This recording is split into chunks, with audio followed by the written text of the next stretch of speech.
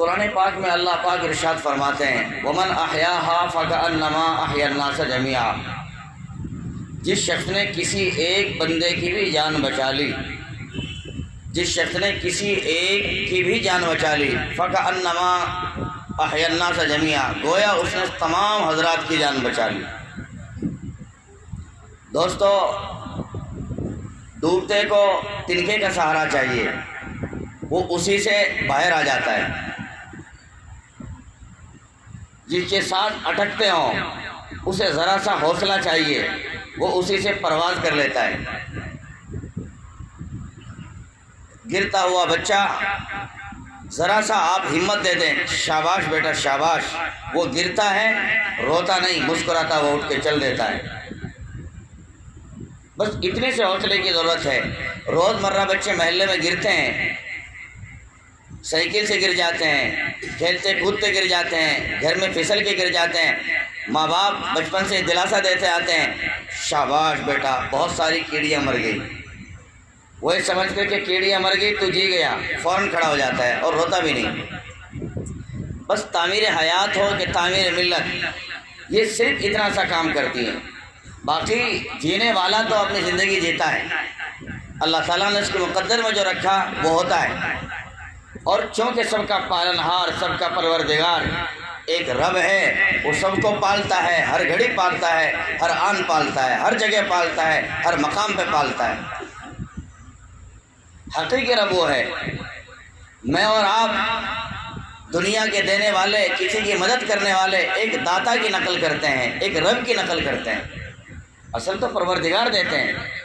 اس نے جو ہمیں دیا ہم اس میں سے عطا کرتے ہیں۔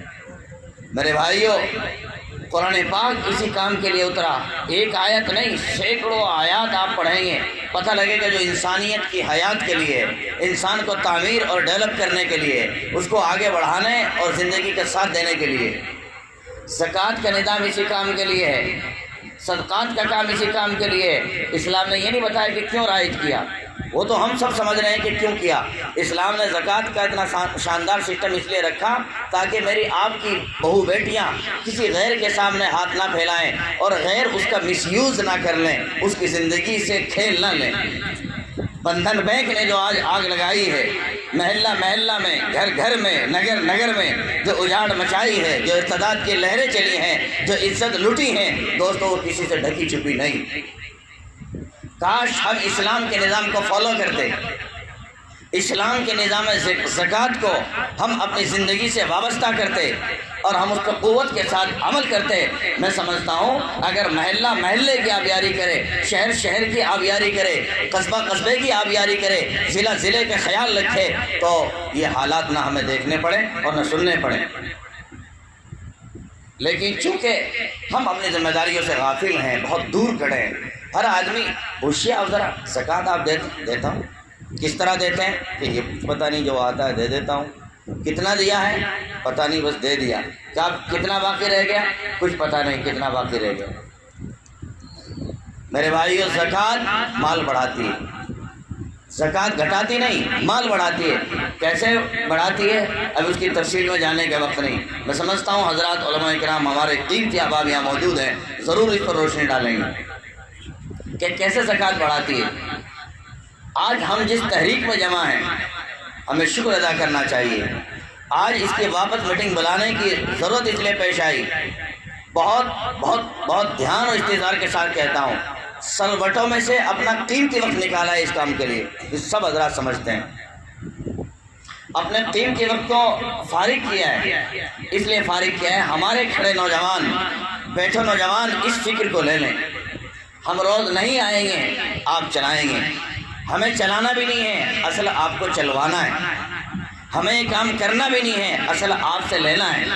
اس کے پیچھے مقاصد ہیں، آپ نشوں سے نکلیں، آپ گناہ کے بازار سے نکلیں، آپ فلموں کی دنیا سے نکلیں، آپ گالی گپڑ کے بازار سے نکلیں اور آپ تعمیر حیات کے ساتھ شریک ہو کر انسانیت کی تعمیر کریں۔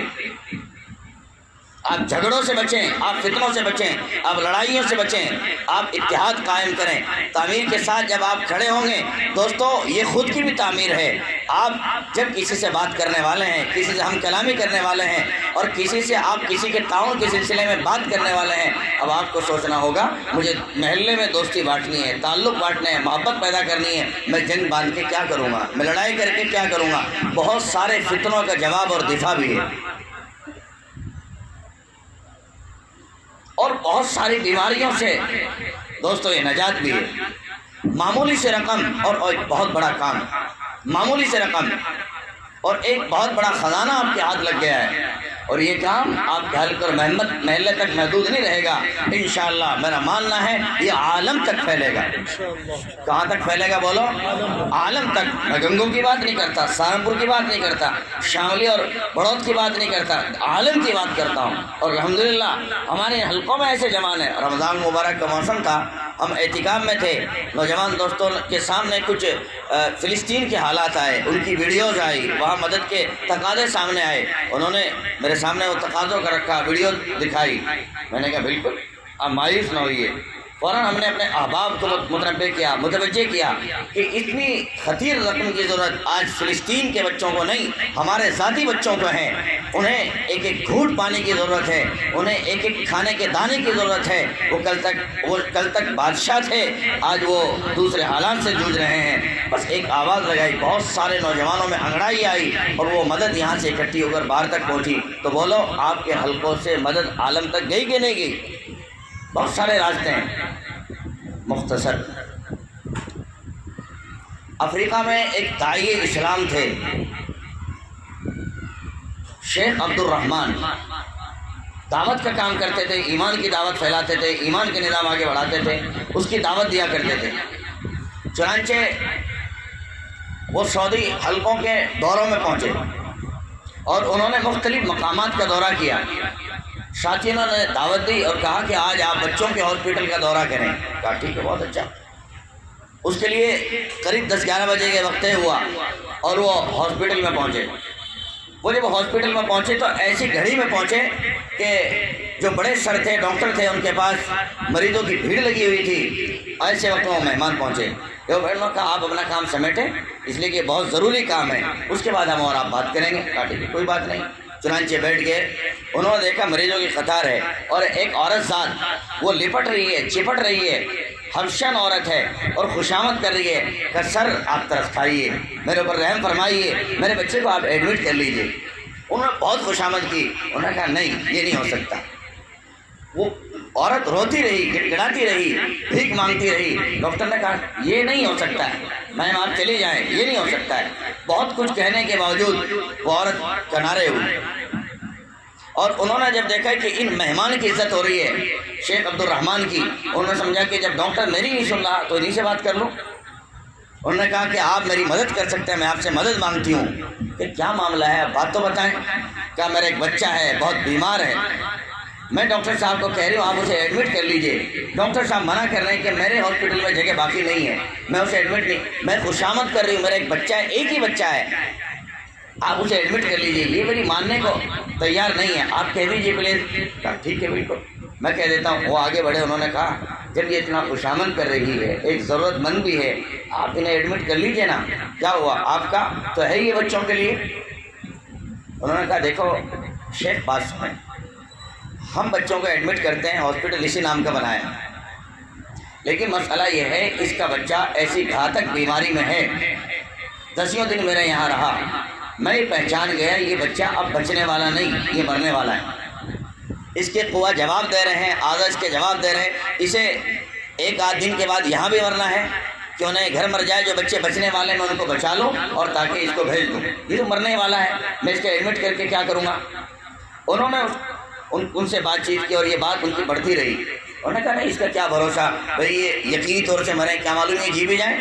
کہا نہیں وہ بات ٹھیک ہے، لیکن چونکہ میں ایک ڈاکٹر ہوں، میرا یہی کام ہے، میں اس کو پہچانتا ہوں، میں سمجھ رہا ہوں یہ مشکل ہے 4-5 گھنٹے کا، بہت زیادہ 1 رات کا، اس سے زیادہ جی نہیں سکتا ہے، اس لیے میں اس کو ایڈمٹ نہیں کر رہا، اور جو جگہ خالی ہے میں سمجھ رہا ہوں اس کی جگہ ایک ضرورت مند ایڈمٹ ہو جائے تاکہ اس کا علاج ہو اور وہ کامیاب ہو جائے، صحت مند ہو جائے۔ کہ یہ مجبوری ہے میری۔ چنانچہ یہ بات ہی کر رہے تھے، وہ عورت اس کے اندر تو لگی ہوئی تھی آگ، ہر عورت کو اپنا بچہ پیارا ہوتا ہے، وہ تڑپ رہی تھی اور کہہ رہی تھی آپ میرے پر ترس کھائیے۔ چنانچہ انہوں نے شیخ صاحب نے پھر واپس پلٹ کے بات کیا، اچھا آپ نے بتائیے ڈاکٹر صاحب کتنا خرچہ ہے یومی آپ کا ہاسپٹل کا، ایک بچے کا کتنا خرچ آتا ہے؟ انہوں نے اس کا حساب لگایا اور کہا اتنا، کٹ ایک مہینے میں کتنا کہ اتنا، انہوں نے جوڑا، کہا ایک کام کریں آپ، بے شک یہ بچہ جیتا نہیں مرے گا، یہ طے ہو گیا، میں یہ مانتا ہوں آپ بھی مانتے ہیں یہ مرے گا، لیکن یہ عورت زندہ عورت جب تڑپ رہی ہے، ترس رہی ہے، رو رہی ہے، اس کا یہ رونا بھی تو نہیں دیکھا جا رہا، میں آپ کو ایڈوانس 1 سال کا رقم پے کرتا ہوں، اس بچے کا آپ 1 سال تک علاج کریں، یہ بچہ بیچ میں مر گیا جیسے کہ آپ کہہ رہے ہیں کوئی بات نہیں، بقیہ رقم آپ اس ماں کو دے دیں، اور اگر بچہ جی گیا تو آپ اس کا کامل علاج کریں۔ اور پھر آپ وہی بات کر رہے ہیں یہ بچہ جینے والا نہیں، کہ ٹھیک ہے میں مان گئے جینے والا نہیں، لیکن آپ پر کیا دفعہ ہے؟ ایک ماں کو تسلی دینے کے لیے آپ ایڈمٹ کر لیجئے، کہا ٹھیک ہے۔ چنانچہ بات طے ہو گئی، انہوں نے رقم ادا کر دی، انہوں نے ان مہمان کی خاطر ان کی بات قبول کر کے اس بچے کو ایڈمٹ کر لیا۔ یہ شیخ آئے تھے اور چلے گئے، ایک لمبا وقت گزرا، اپنے مقام پر ہے، 1 سال نہیں، لگ بھگ 13-14 سال کا فاصلہ گزرا، بات آئے گئی 13-14 سال میں کتنے واقعات پیش آتے ہیں، کتنے حالات پیش آتے ہیں، قصہ ختم ہو گیا۔ 13-14 سال کے بعد یہ شیخ عبد الرحمن اپنے فارم پہ بیٹھے ہوئے ہیں، کوئی عورت آتی ہے اور دربان سے ملتی ہے، کیا مجھے شیخ سے ملنا ہے؟ کہا وہ تو لیڈی سے ملتے نہیں، وہ عورت ذات سے ملتے نہیں، کہا مجھے ملنا ہے، انہوں نے خوشامد کی، انکار کر دیا، چلی گئی۔ 1-2 دن آس پاس میں کہیں وقت کاٹا، پھر آئی، پھر اجازت مانگی، پھر منع کر دیا۔ اب یہ عورت گڑ گڑائی، کہا پلیز میری زندگی کی ایک اہم بات ہے اور 1 منٹ کی بات کرنی ہے، مجھے ان سے کوئی مدد بھی نہیں لینی ہے، آپ مجھے ملوائیں تو صحیح۔ چنانچہ یہ آگے بڑھے، انہوں نے موقع دیا، کہا ایک عورت ذات ہے آپ سے ملنا چاہتی ہے۔ عورت کہ جی، بہت اصرار کرے کہ بلائیے، بلایا۔ اب یہ چونکہ اس کی آواز الگ تھی، ان کی آواز الگ تھی، وہ کچھ بولتے تھے، یہ کچھ بولتی تھی، بھاشاؤں کا فرق تھا، چنانچہ ترجمان کے ذریعے بات پہنچائی جا رہی تھی، وہ بات سن رہے تھے، پرانی بات یاد دلائی جا رہی تھی، وہ کروٹ لے رہے تھے، وقت گزرا۔ تھوڑی دیر کے بعد یہ بچہ کچھ وقت خاموش رہا، اس کے بعد صاف ستھری عربی میں اس بچے نے بات کرنا شروع کی اور کہا صاحب میں آپ کے احسان کا صدقہ ہوں۔ کیا مطلب؟ کہا آپ اتنے برس پہلے فلاں دورے پر تھے اور ایک ہاسپٹل میں آپ گئے تھے، وہاں ایک ماں کو آپ نے تڑپتے ہوئے دیکھا ہوگا اپنے ایک بچے کے لیے، اور ڈاکٹر نے کہا تھا یہ بچہ بچے گا نہیں، یہ مرے گا، اس میں رمق حیات زیادہ باقی نہیں۔ اس وقت آپ نے اپنی گاڑی رقم میرے جمع کرائی تھی، اور وہ جمع کرانے کے بعد آپ چھوڑ کے آ گئے تھے، وہ رقم جو آپ نے دی تھی اور وہ بیمار نڈھال بچہ مرنے والا وہ میں تھا۔ آج اللہ کا شکر ہے آپ کی رقم کی برکت سے میرے رب نے مجھے بچایا، میری زندگی بنی بڑھی اور میں نے پڑھا، آج صاف ستھرا پڑھ کر میں اسلامیات کو حاصل کر کے آج بڑا ہوا، میرے دل میں، میری ماں کے دل میں جذبات اٹھے، ہم آپ کا شکر ادا کریں۔ آج آپ کی چوکھٹ پہ میں آپ کا شکر ادا کرنے آیا ہوں، میں وہی بچہ ہوں۔ میرے بھائیو، یہ کس کو معلوم ہے کہ موت آ چکی ہے، یہ طے ہے، یہ تو اس رب کے ہاتھ میں ہے، انہ ہوا اضحک و ابکا وانہ ہوا امات و احیا۔ وہ جس کو چاہے ہنسائے، جس کو چاہے رلائے، جس کو چاہے موت دے، جس کو چاہے زندگی دے، جس پر چاہے بھوک مری کے حالات طاری کرے اور جس پر چاہے خوشحال رکھے، یہ تو ان کا کام ہے۔ ہمارا کام اپنا کام ہے۔